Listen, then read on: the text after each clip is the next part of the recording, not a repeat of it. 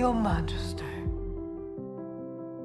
Well, one of the problems that I've had with The Crown, really from the start, is the fact that it is beautifully written, very lavishly produced, well filmed, and with good actors and actresses.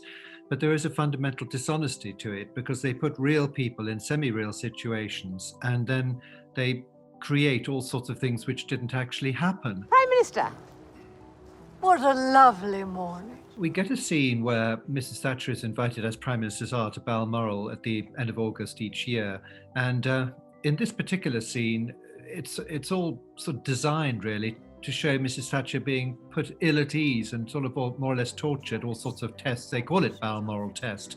Well, of course, as you can imagine, the royal family are perfectly aware that people are nervous when they come to stay. So they actually in real life go out of their way to make people feel welcome. And there's no possibility that they would have humiliated the Prime Minister in that particular way. There was a terrible incident when in 1988 Hugh Lindsay, who was an equerry to the Queen and a great friend of Prince Charles, they were skiing off piste in Cloisters and there was an avalanche and he was swept away and killed. And so they decide to use this as a spur to have Prince Charles on the one hand saying, actually, he now realized his life's too short and he wants to be with Camilla. And Diana on the other hand saying, you know, actually, I was about to lose the Prince of Wales and I actually want to make this thing work. I'm starting to properly loathe you. What's taken you so long? The rest of us have been there for some time. Well, I can assure you that neither of those things happened at all. There was no actual fear that that marriage would in any way break down or that they might separate until 1992. At the end of series 4, what I found was that the only person who came out of it well really was Diana.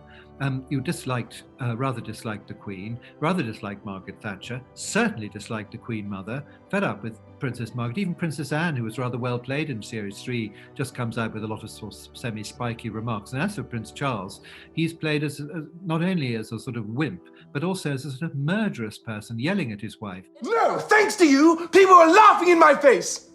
Booing the heir to the throne, booing the crown. Taking into no account whatsoever either what he had to put up with in that marriage, or indeed the constructive work that he was doing, which I guess would make boring television, but come on, at the end of that series, all you'd think he was doing was whinging about Camilla.